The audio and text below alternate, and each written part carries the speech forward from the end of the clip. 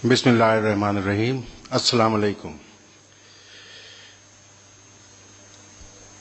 His Excellencies on the dais, the exalted gentlemen, guests, speakers, ladies, gentlemen, and my dear students. Being the last speaker of the day is one of the most painful tasks that one has to do. But notwithstanding that, I hope that you will bear with me for a few minutes, because allow me to have this liberty of taking time which I want to and not being restricted but what you want to, since you have afforded me the last opportunity of the day. I start with a paradox that befaces the Ummah. And the paradox is that if we are the chosen one, as Allah says, why can't we, as the chosen one till the day of Qiyamah, contain our decline? Why can't we stop our decline through which we are passing through for the last 8 centuries or more? Ladies and gentlemen, today we have everything that God had ordained us to have. We have enormous wealth, we have enormous brain, we have enormous population, we have enormous strength and muscle power. But perhaps where we have went sliding down the hill is perhaps the topic, the intellectual crisis which faces the Ummah. And therefore I shall be speaking to you as to what happened, why it happened. I shall be speaking to you more on it. And let us, at the end of this day, resolve that we will restore our pride of Andalusia, which was famous in the West, to the smiles and persuasiveness of the peers and faqirs in the East. We shall restore that face of Islam which prevailed in Spain 800 years back. Ladies and gentlemen, Muslim mind is seeped into duality. What is this duality? It was brought out that we are often obsessed with deen, dunya and akhirat. Shall we say dunya and akhirat? Our parents, our elders keep reminding that forget about dunya, look for the akhirat, because that is abdan abda, that is life forever. But I must salute Mr. Mike Goss, who said, what about this day? What about your present life? And as Muslims, we believe we get only one life. If you have not made the best of your present life, then what do we know? How things will unfold for the Qawm. That best thing is not luxury. It is not seeped into pleasures of this world. It is to promote a cultural, scientific renaissance, just as Muslims promoted the Industrial Revolution of Europe. You are all aware that the Islamic civilization was a precursor of what we call as the Industrial Revolution in Europe, or the Renaissance. Let us revive that. I may also add here that in Quran, these two words, dunya and akhirat, Allah has struck a very fine balance. It may surprise you to know that the word dunya figures 115 times in Quran, and the word akhirat also figures 115 times. Isn't it amazing that even God wants us to balance both our dunya and akhirat? Early Islam, the knowledge was one and indivisible. The Quranic scholar was also a mathematician, he was an astronomer, he was a physician, and to name one only, Ibn Shatir, I am sure you would have heard his name. He was all rolled into one. He was an encyclopedia of knowledge as well as a religious head. And he was the one who inspired people like Copernicus. All great Muslim scientists were well versed in knowledge. Be sure about that. Now, what was alim? The Quran had laid down a new worldview. Instead of nature worship, man was to explore nature. Mind the difference. We still have pagan religion followed in certain areas of Nagaland. If you go to Mon district of Nagaland, you will see paganism still flourishing there. Islam prohibited that. You will not worship nature. Instead, Islam said, explore nature. What has got nature to offer to you? Please go deep into that. No other book, I repeat, no other holy book or the revealed book lays so much emphasis as the Quran does. And that is why words like tadabbur, ta'aqqul and tafakkur figure on almost every page of Quran. These three words, and the last which I said, tafakkur, they are figuring almost in every chapter of Quran. And as you know, the masdar, the root of tafakkur is fikr. And what is fikr? Fikr is reasoning. Allah permits you to reason. Allah permits you to question the whys and wherefores of things. Isn't it sad that with all our wealth, with all the money at our command, we still ride on a car which has been manufactured by a non-Muslim? We still use a mobile phone which has been manufactured by a non-Muslim. We still use a satellite which has been manufactured by a non-Muslim. You look around anything. You had money. You had resources. You had the strength. You had the vitality. What you didn't perhaps apply was reasoning. And why did we abandon? Why did we abandon reasoning? There was a turning point in the 8th and 11th century. Between these 300 years, there was a huge turning point in Islam. All the discoveries of Islam, all those illustrious scholars that you know of Islam flourished up to 8th century, or at best up to 10th century. The decline started after 11th century. And unless we do something to arrest it, it will never stop.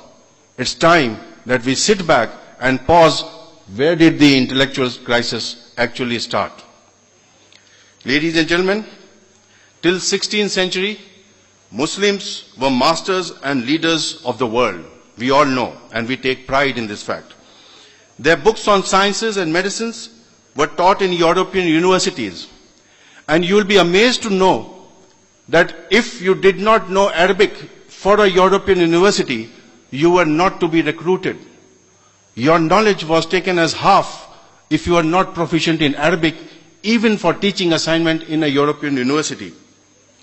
But sadly, down the lane, certain misconceptions began. Some of us thought that we are interfering into the affairs of God too radically and too much. And that is why in 1580, in Turkey, in Istanbul, there was a very famous astronomical center which was known as Taqiyuddin Observatory. There was a plague in Istanbul in 1580. The people were told that this plague is occurring because this observatory has got telescopes pointing towards skies and it is interfering in the will and wishes of Allah. People brought down the telescope. That was the decline. And that was where we entered into mysticism, into blind faith, into faith without reasoning. Ladies and gentlemen, please understand, reasoning and revelation go hand in hand. They are the same coin with two sides. One side you can read reasoning, the other side is revelation. They are not separate. The moment you stop reasoning, then it just becomes a story. It stops questioning. Imagine yourself, if James Watt had not questioned as to why the steam kettle is jumping, that lid is jumping, would we ever have seen the steam engine, the locomotive. If Archimedes had not questioned why is he being thrown up by water in a bathtub, have we ever had the laws of buoyancy? If Newton would have not questioned why did the apple fall down, would we have ever got the Newton's laws of motion? It is always reasoning which brings logic and answers. Please remember that. In Islam, faith without action is not acceptable. Faith, that is Iman, and action, that is Amal Salihah, again are part of the same coin. They go hand in hand. They complement each other. Amal Salihat, it would interest you to know, figures more number of times in the Holy Quran than wa aqimus salata wa atu zakata warku umar rakin. It has been mentioned Amal Salihat more number of times in the Quran. Therefore, what does God emphasize on? He is obviously emphasizing on your Amal Salihat. And Amal Salihat is not only confined to being a good human being, speaking the truth, following all rituals. It goes beyond that. It goes on those amal where there is a sense of inquiry, where there is a sense of inquisitiveness, where there is a sense of demand from your brain. And that is why between the creator and the created mind, the synchronization which is missing must be restored by you. A creator has got a huge thought process.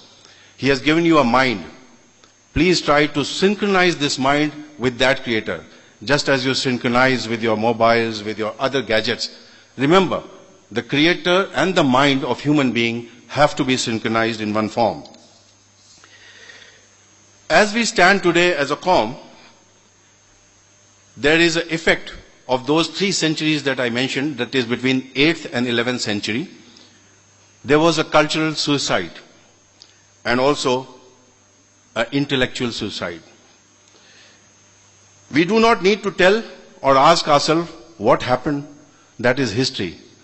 Let us see why it happened, and so that we can rectify our mistakes. Ladies and gentlemen, there are 2 ways to close the mind. One is deny reason's capability of knowing anything. And the second is to dismiss reality as unknowable. आप सच को जानते हैं, लेकिन आप उसको ignore करते हैं. आप सच का सामना ही नहीं करना चाहते. That is very dangerous. सच को पहचानिए और समझिए. This is called the fatal disconnect between Allah and His creation. The closure of the Muslim mind has created a crisis for the Ummah all over the world. And the manifestation of bloodshed that you heard our Afghanistan friend talking, and others we keep reading in the newspapers every day, is just an iota of it. Ek qatra hai ye. This manifestation is in many forms, and it is revealing in many, many forms which we are witnessing to it. It unfolds Islam's loss of science. Why is it that Muslims do not figure in Nobel Prize for physics, chemistry, mathematics, economics? Why is it? Let us have more Muslims figuring in this list. At best, we have Mahfouz from Egypt who got Nobel Prize for literature. Why not in science? And this is precisely what our founding father, Sir Syed Ahmad Khan, envisaged. This university was created for the promotion of science so that we are compatible. For the promotion of such education which brings you at par with the West, at par as the so-called champions of education. That was the purpose of Sir Syed Ahmad Khan creating this university. Another thing I would like to stress upon is ijtihad. You would have heard this word very often, ijtihad. We need to understand that Islam and Islamism are 2 different things. Islam is the faith we all profess. Islamism is a political ideology masquerading in the form of Islam. please try to differentiate between Islamism and Islam. Islam is the faith which all of us hold so dear to our heart. But when somebody says Islamism, be rest assured that there is a political agenda to what he is talking of. The Prophet himself, peace be upon him, often emphasized the stress on reasoning. He himself, on a number of occasions, used reason. I will illustrate one example. After the battle of Badr, many kuffars were taken prisoners. The Prophet sallallahu alaihi wasallam said, I will release you if you agree to teach 10 of my people lessons. If you impart education to my people, I will release you. This the Prophet himself said, and he did, and he followed it. What was the idea behind that? The idea was that you should learn from anybody who can impart education from you. Education should not be confined within the community people only. If you can get a good European as a teacher, which Sir Syed Ahmad Khan did, he brought Europeans to teach here in Aligarh. Why not? Get people from any qaum, any nationality, any caste and color. So long as they can teach your children, the job is done. And when the Prophet practiced so many years back, why are we shying away from this fact? The Quran often mentions about signs. आपने पढ़ा होगा कि हमने निशानियां छोड़ रखी हैं. Haven't you read this in Quran so many times? Now what are these signs? It is a sign that understanding must be to prevent natural disasters. And I will read out 2 verses from Holy Quran which says more than what it meets the eye. The first verse is from Surah Al-Hijr, Ayat 19. And the earth we have spread out like a carpet, set thereon mountains firm and immovable, and produce therein all kinds of things in due balance. This is Allah saying in Quran in Surah Al-Hijr. Now what do you mean by due balance, and why does Allah talk about mountains? He says He has set about in due balance. Take your mind to the wheels of your car. Take your mind to your Maruti car. You would have noticed certain lead plates on the wheels in the rim, which are fixed. What are they? They are balancing your wheels. Allah has similarly fixed mountains to balance the globe, the earth, when it is in rotation. And it is rotating in such a fierce speed that unless the mountains were there, which God knows where to balance and how to balance, but He has done it. And He mentions about this in Quran. That is what He says, that they are signs. Another verse, do no mischief on earth after it had been set in order, but call on Him with fear and longing in your hearts. For the mercy of Allah is always near to those who do good. Surah Al-Araf, Ayat 56. God is telling you, do not disturb the earth. There are signs which Allah often talks in Quran. What is happening? People are removing the hills for the sake of quarrying. They are disturbing the balances.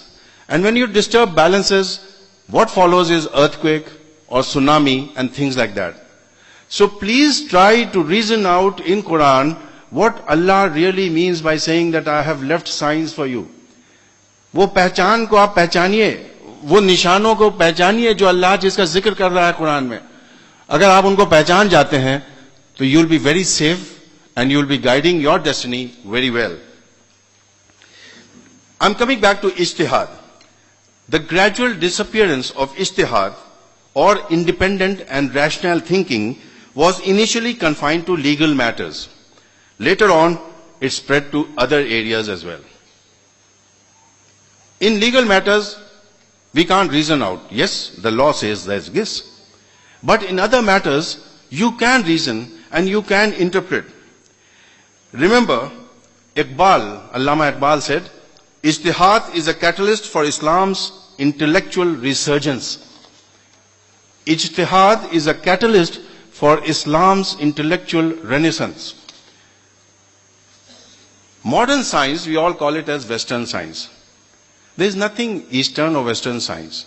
Ladies and gentlemen, it is a science which our forebears discovered and taken on so craftily by the successors in the West, in the Europe and in America. That science actually belongs to us. Our people formulated that science. You must remember. And now what is left for you to do is to carry on with that science and progress further. I'm coming to the point of pluralism. Today, when we talk of Western science, we forget that Western science has got huge contribution from people from China, from India, from Pakistan, from Japan also. It is not the white skin alone who is contributing towards that so-called Western science. And therefore, if ever this terminology, Western science, will be replaced, it will be replaced by pluralism, where even the Muslims should and would have a role in that. We have all heard the names of Al-Kindi, Al-Farabi, Ibn Sina, Ibn Rushd, Al-Razi, Umar Khayyam, and so on. The list is endless. But no one can dispute that such Muslim scholars, along with many others, significantly contributed towards the discovery of scientific temperament amongst the Muslims. You would be amazed to know that the father of the most modern so-called scientific researcher, Roger Bacon, his teachers were all Arabs. He took his lessons from Arabs. The Abbasid Caliphate promoted science. There is no doubt about it. And they had a house of wisdom, which they, like a parliament, and they call it as House of Wisdom. And this House of Wisdom, they christened it as Batul Hikmah. All the scholars from Europe, from Far East, they used to come and discuss their discoveries and their problems in these houses. Ladies and gentlemen, it really hurts that where have we gone down? I am repeatedly saying this again. Surprised as it may come to you, the number of publications which come out from Spain, a country like Spain, alone do not match the combined number of publications which come out from all the Arab countries. This is a fact of life. We have stopped writing, we have stopped thinking, we have stopped scratching our brain. I would request you to please follow the words of Munshi Zakaullah, who was a great friend of Sir Syed Ahmad Khan, on whose name there is a road also in our university. Munshi Zakaullah said, God has given human beings the ability called reason to discover and comprehend the real world, and the application of this ability by human beings leads to the creation of knowledge. At another point he said, reason is to knowledge what sun is to light and eye is to vision. They are integral. They are sine qua non. You cannot separate reason from knowledge. And the day you do separate reason from knowledge, you will be stuck. There will be no progress. My appeal to you is that if you sincerely believe that there is an intellectual crisis amongst the Ummah, also take it that it is risen because of we stopped reasoning. The day we start reasoning, analyzing, questioning the whys and wherefores, it will be a marvelous day for Islam as a nation, as a Qawm. Finally, allow me on behalf of the university to thank the illustrious excellencies who have collected here on one call. They have indeed done a favor by coming down to Aligarh, traversing the roads leading to Aligarh. They have come from far away places. And I would also like to compliment Dr. Rashid Saz and his team for the excellent work that they have done. Believe you me, after many sittings in this hall, it's the first time I found this morning that the hall was virtually full. The compliment goes to you. Thank you very much for bearing me out. Assalamu alaikum.